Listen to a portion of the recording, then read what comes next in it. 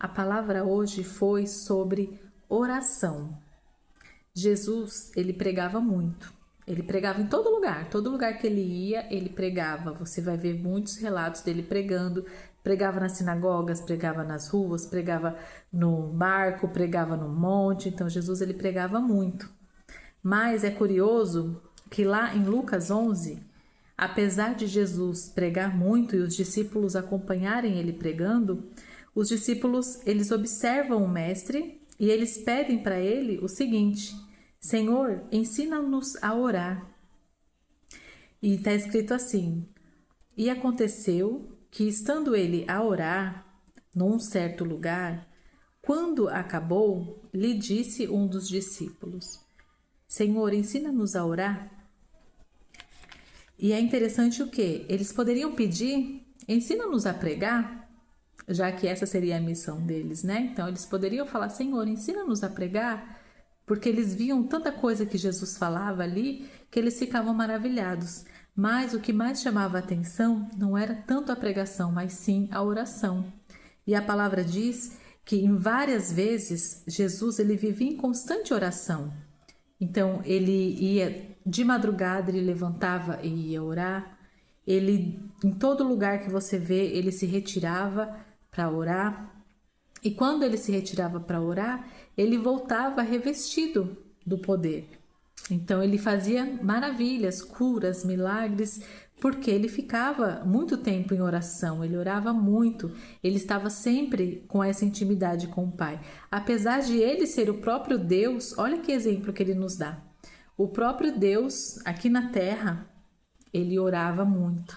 E às vezes nós, meros mortais, achamos que uma oração só por dia já tá bom, já é suficiente.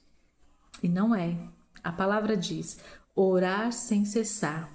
É sem cessar. É meditar na palavra de dia e de noite. E é sem cessar. Então a gente tem que, tudo que a gente for fazer, a gente tem que estar em constante oração. E olha que coisa mais interessante. Se você for lá em Lucas 5, lá no... Deixa eu ver qual que é aqui. Lá em Lucas 5, pronto, 15, tá escrito assim, ó: a sua fama, porém, se propagava mais e mais.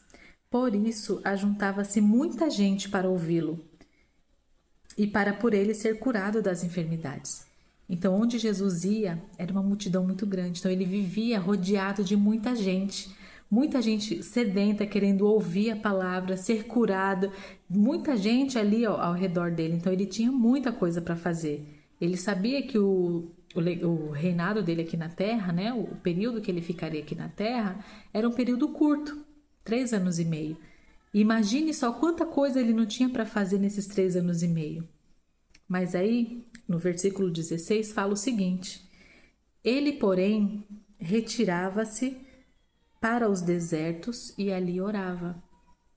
Então, minha gente, às vezes a gente fala: eu não tenho tempo para orar porque eu tenho muitos afazeres, eu tenho muita coisa para fazer. Nossa, eu tenho trabalho, eu tenho estudo, eu tenho filho, eu tenho casa, eu tenho isso, tenho muitas tarefas para fazer. Será que você tem mais tarefas do que Jesus tinha? Quando ele estava no meio dessa multidão, onde ele ia, essa multidão ia atrás dele. Será que nós temos mais tarefas do que Jesus?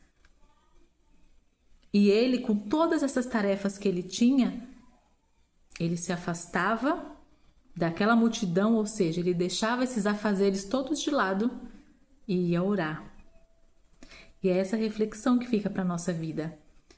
A pregação é ótimo, o estudo da palavra é maravilhoso. Quanto mais a gente estuda, mais a gente se edifica, mais fortalece a nossa fé. Mas o que traz a intimidade com Deus é a oração. Orar sem cessar, em todo tempo. É isso que traz a comunhão.